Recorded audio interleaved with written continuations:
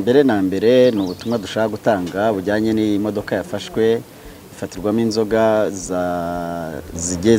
zitandukanye mu buryo butemewe n'amategeko, ariko yafatiwe hano imbere mu gihugu ishaka kuzijyana kuzicuruza mu yandi maduka nk'uko bigiye bisanzwe bikorwa mu buryo butemewe n'amategeko.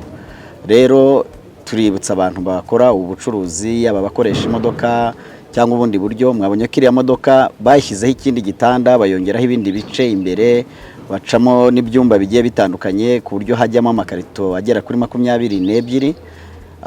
Turasaba rero abantu bakora ubwo bucuruzi butemewe, baba bakoresheje imodoka cyangwa se n'abandi banyura mu zindi nzira zitemewe bakora magendu, ko bitemewe, ko igikorwa cyo gukomeza kurwanya magendu gikomeje kandi tuzakomeza kubafata, ababifatiwemo bakajya babihanirwa. Umushoferi wari utwaye iyi modoka yaba yarafashwe? Ntago bafashwe, ari umushoferi na nyirayo bahise bahita bariruka, ariko baracyakurikiranwa kugira ngo bakurikiranwe. Byabaye ryari imodoka yafatiwe? Imodoka yafatiwe hano muri Rubavu, ifatwa ku Musibejo. Ifatwa rero ifite zira nzoga mwabonye bagiye bakata mu byumba, bongeraho ari imbere ku kizura aho shoferi yicara mwabibonye, ari munsi y'intebe bongeraho amabati munsi, bagashyiraho ibyumba byo gushyiramo izo nzoga n'ayo makarito, ku buryo imodoka bayihindura imiterere yayo. Turatanga ubutumwa rero dusaba abantu yuko bakora aya mayeri bakoresha, polisi yabimenye, tunaboneraho n'umwanya wo gushimira abatanga amakuru mu rwego rwo gufatanya n'inzego z'umutekano kugira ngo habeho gukumira no kurwanya magendu. Inzoga zifite agaciro kangana iki? Inzoga dushyize ku giciro cya hano mu Rwanda zirigeze muri agera kuri miliyoni 2 zirenga gutyo, ariko namwe mwaza gukora imibare mukareba kuko n'amakarita agera kuri 22. Hanyuma kugira ngo ko bakurishije amayeri menshi kugira ngo bazingize mu Rwanda kugira ngo babashe gufatwa, byagenze gute?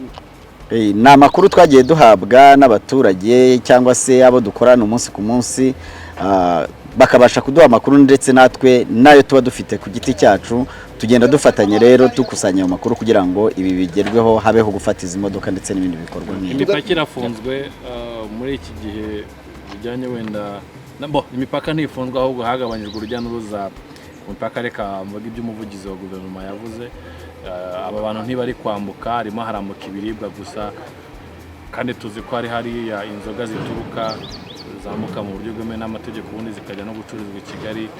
Mwakurikiranye trace mumenye uko zaba zarageze mu Rwanda?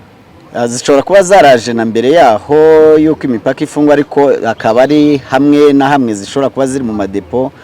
Imodoka rero yafashwe izifite iri hano imbere mu gihugu, ariko mwabonye ko ari amayeri bakoresha ku buryo kubivumbura biba bisaba kuba ufite amakuru.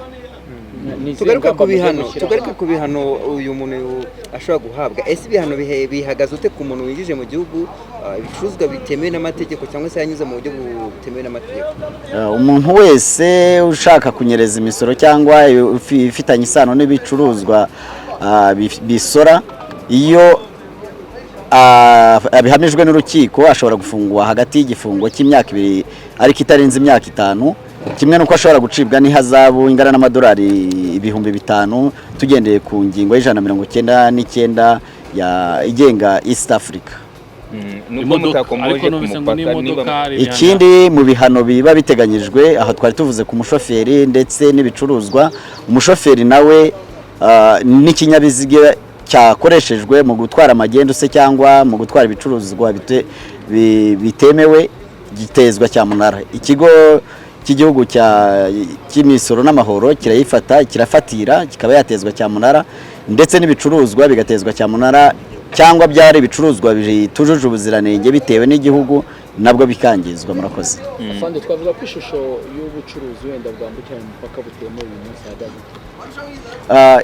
Ubucuruzi bwambukiranya imipaka muri bitewe n'imiterere y'akarere ka Rubavu hashyizwemo imbaraga kugira ngo habeho kubukumira, ariko muri iki gihe urujya n'uruza rwagabanutse rwambuka bijya rugana mu baturanyi, byaragabanutse ku buryo bugaragara, ariko ntihabura nyine abaca mu cyuho se cyangwa bakaba bakwitwikira ijoro. Abo bose rero iyo habonetse amakuru barafatwa.